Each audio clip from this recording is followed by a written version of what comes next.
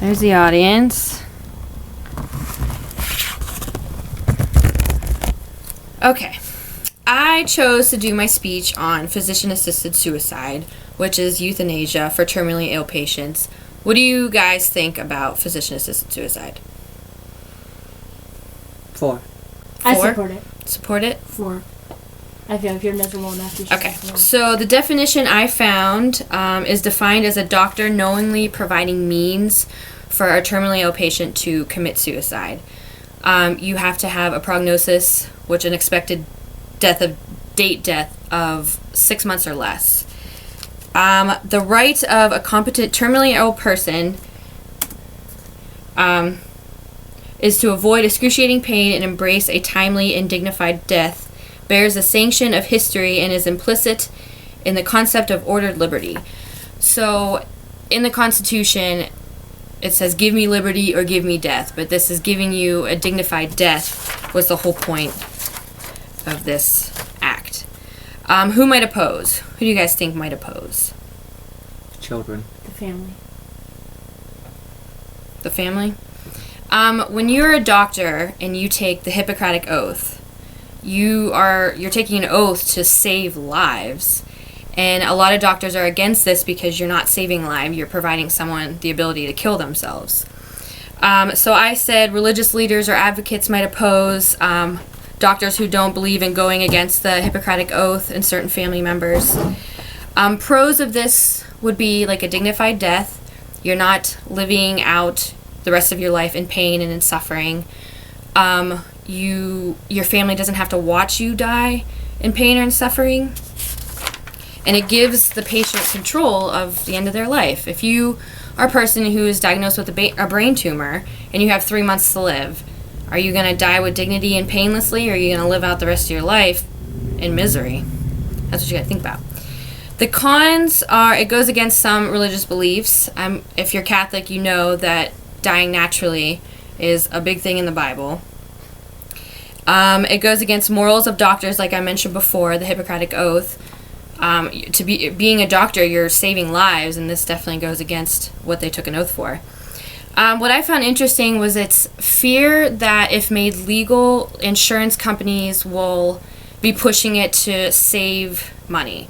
So if someone is terminally ill and they're not really thinking about it, they feel like insurance companies would like push it so they save money on medical expenses. Where is it legal? The first state it was made legal was Oregon in 1994, I believe. Yes, November 8, 1994. Washington was the next one. It passed in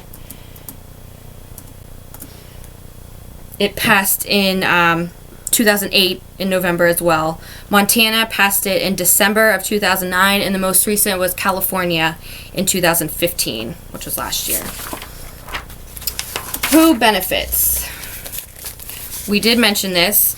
A terminally ill patient who is given a death sentence of 6 months or less.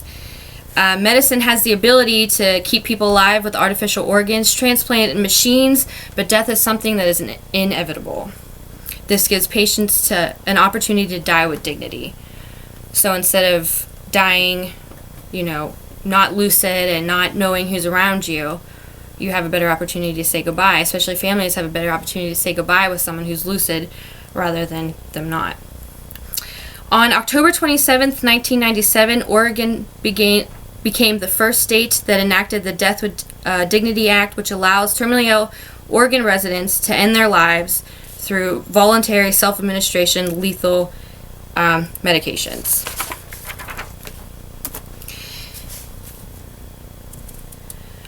Dying, everyone's time will come, and it will not always be a clean cut from the world. Physician-assisted suicide is an opportunity for terminally ill patients to have their clean cut from the world. So, patient eligibility. You have to be 18 years or older. You have to be a resident of one of the states that it's legal. You have to be capable of making and communicating healthcare decisions for yourself.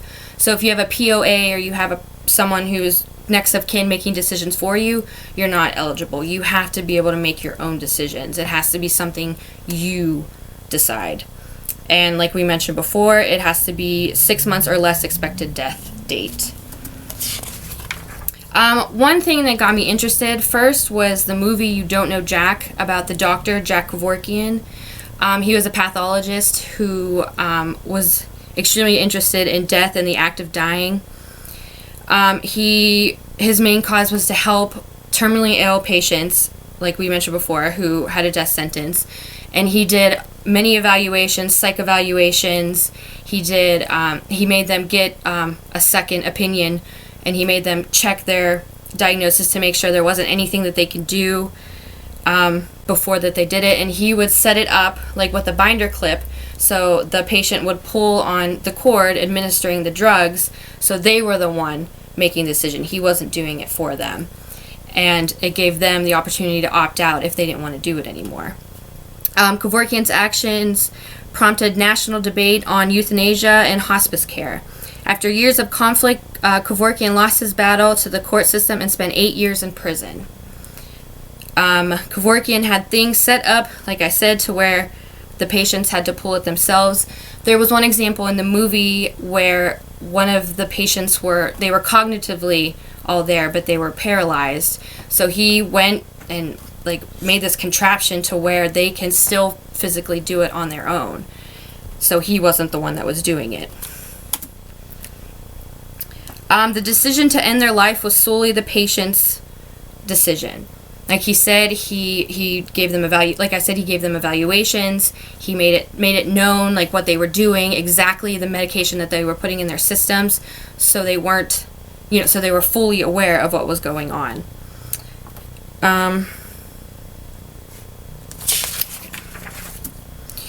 My last example, which I'm sure you all heard of, is Brittany Maynard. She was 29 years old.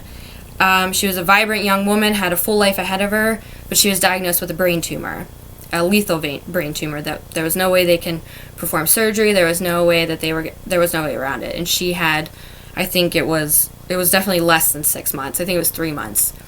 And she uprooted her family and her life, and she moved to Oregon so she can commit suicide legally.